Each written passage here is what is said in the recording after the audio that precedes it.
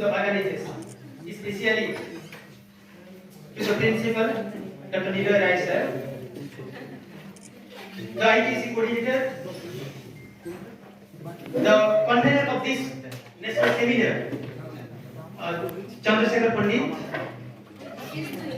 and also the faculty members of this college or this department, that is Department of Political Science.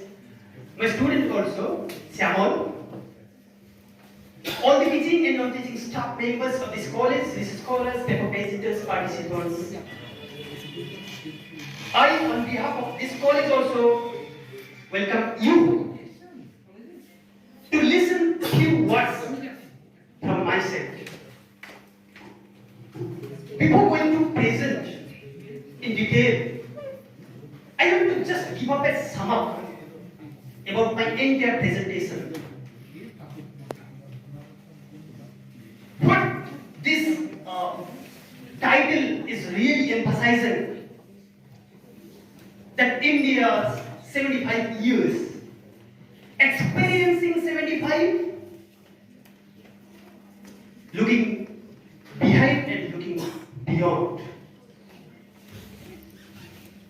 As time is, we are really running late. I am on a brief. But what I want to speak, I will only focus on three things. One is whether the Parliament of India is really emphasizing or establishing the core point of democracy. The second thing, whether the Election Commission of India is really establishing or proving the desires or the destiny of the citizens. The third one will be the role of Supreme Court in the spirit of good governance. And few of my observations, you can say my critical observations in the last 75 years, and what are the targets, what we really need to focus. As this world is going in a turbulence period, you have experienced a lot what is going on few days back in Afghanistan, what is going on recently in Sri Lanka, what is going on recently in Pakistan, and what is going on since last 11 months in between these two countries like Ukraine and Russia. Not only the two countries, but also the entire world is really trembling enough to face, in the sense of atomic spirit, with a fear that at any point of time, this type of furious bomb may attack us. We are not in a peace at all. Let us come to this point. What type of parliamentary democracy we are really enjoying during the last 75 years? You have experienced a lot of things. So many things has been made. On 26th January 2023, we have also celebrated Republic Day. But in a different manner. What? After converting the name of Rajpath into Kartapapa, in a different flavor, old wine in new bottle. Yes. Again, we have also celebrated this type of Voters' Day on 25th of January 2023. This is the 13th Voters' Day, because since 2011 onwards, we are really celebrating this type of day to invite our voters, because the voters' right is really tremendous, is really valuable to us to establish the spirit of democracy in our country. Really, we are proud for this. The ECI, that is the Election Commission of India, is really inviting the new voters. Why? To establish the spirit of republic. The term republic, as we all know, it has been come from the Latin word that is res publica. What does it mean? Republic. What kind of public is here?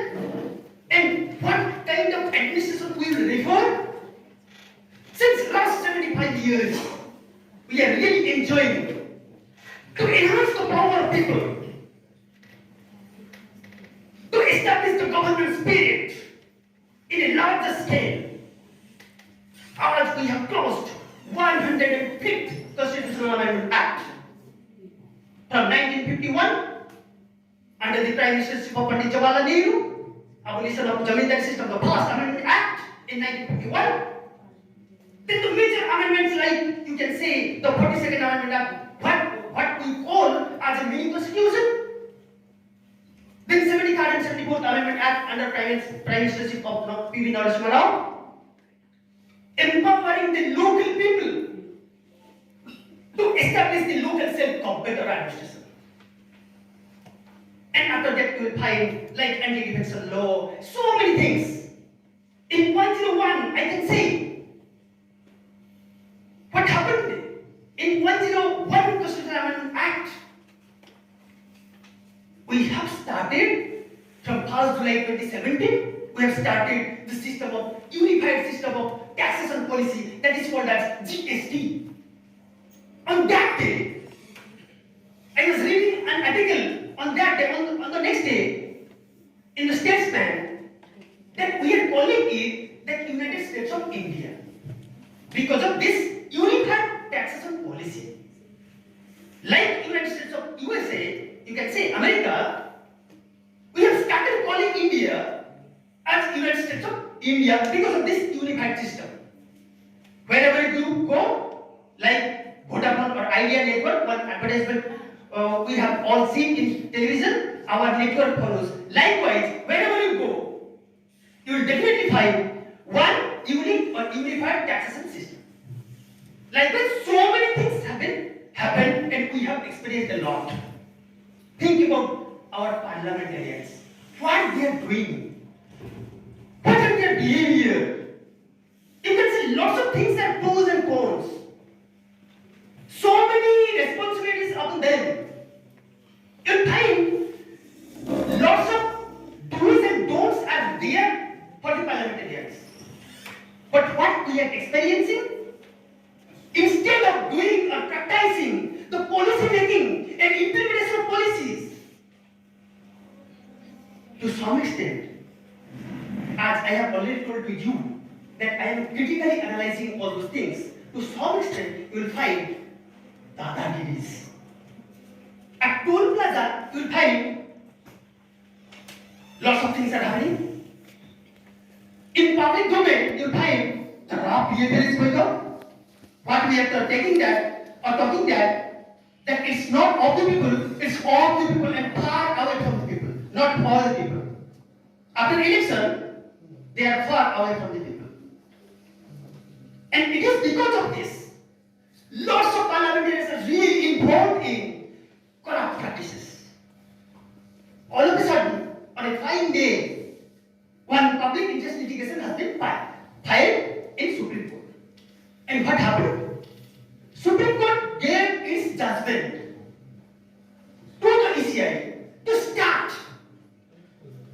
one system that all the candidates, all parliamentarians, those who are filing their nominations during elections, they should declare their property. And all the people definitely will know about what was there before 5 years and what is the present status after 5 years. This is purely open to all and we can analyze, we can explain. If we don't have that type of, you can say, the real democratic system, what this Swiss political system had, we don't have that system, but still we have that type of monger in our hand that we can control them. We can reject them after 5 years of election, after 5 years of that term. Let's come to the point like the system what election commission has been started. It is because of this. We are referring to people, that means we are again implementing the republic spirit of our country. Our election commission of India, yes, they have started by giving one option in EVMs. Giving one option in EVM like Nota. It has been started since 2014. Our former election commission of India, TN session started voter IPA. then lots of things, lots of reforms have been made.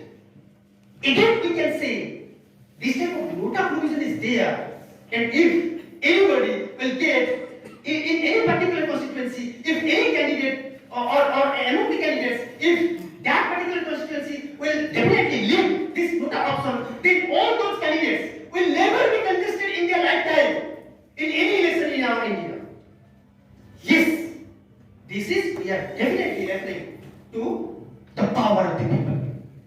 I am coming to the spirit of this conflict and dilute in between the EVM and also the paper ballot. Why people are not actually accepting? I am not talking about the common people. So many political leaders, they are not at all accepting this type of EVM system. So many political leaders, they are really accusing the spirit of EVM, that always the EVMs are tampering. When the same political party is winning an election through this EVM system, they are saying that yes, EVM is really good. And if on the next election, the same political party is really losing in the election, they say the Election Commission of India has tampered this type of EVM machines. That means there is a tussle in between this type of technology and technophobia, you can say. What type of, we are really experiencing a lot of things. And as far as this Supreme Court is concerned, nowadays this contemporary scenario is really focusing upon tussle between this collegium system, that means what is going on in between the appointments of judges of the Supreme Court or High Court or any other courts, this collegium system, and again conflict arises in between the NJAC, that means the National Judicial Appointment Commission. Why? See the difference. Since long years back, this collegium system is going on. Yes, that's true. So many times, this current government, that is NDA government in 2014, they have started bringing this NGAC. Yes, Parliament has given consent, amendment has been made, I think 94th amendment perhaps, amendment has been made, and this NGAC Act to 2014 also passed in Parliament. All of a sudden, PIL has been launched or appealed in the Supreme Court. The 5 benches of judges, 5 numbers of judges were there during that time. They really evaluated, examined a lot of things. After that, what they give the decision, the Honorable Supreme Court has given this type of decision that really, as we are following the spirit of separation of power, not in pen and paper, but in practice, we are really following the spirit of separation of power. Therefore, no executive, no legislature should interfere within this type of periphery or power or jurisdiction of the Supreme Court. Why this political man or elected representative should interfere, should elect or select the Supreme Court or High Court judges? Think about it. The fact is that you can remove, you can appoint, that means the appointments of the Supreme Court and the High Court judges are really made through the President of India, yes, the executive head. And if any kinds of removal option can be made, can be done through the Parliament, that is the both the houses of Parliament, then why this type of appointment is really being a threat to the judicial system? It's not like that. We should think about this. Whether I'm not challenging the rights and purview or jurisdiction of the Supreme Court or any other courts which are really prevailing in our system, but still we have to think, we should think whether that should be comes under the purview of any other institutions in the form of National Judicial Appointment Commission or any kinds of situation or institution, whatever may be in our political system, whatever may be our constitution may permit. The time has come now. Because apart from this type of separation of politics or separation of power, we have the control mechanism. Because the legislative has its control Also, this judiciary has its control over both the legislature and the executive. Then time has come now to think about, to modify the system, because as we all know that change is the, you can say, change is the need of the time. Change is the sign of development. As 2 days back, the President of General Assembly visited India. What he has said, he has given one beautiful comment. I am just quoting that comment of President of General Assembly. He had a 3-day visit to India on 30th January, 31st and 1st of February. Then he went to China. What he told in favor of our country. Even General Assembly President Mr. Prof during his last 3-day visit on 30th January 2023 has declared, said, India looking for solutions for many other countries. I see similarities, large similarities between the Indian strategic thinking of how this world should look like. What kind of transformation this world needs in the thinking in the General Assembly.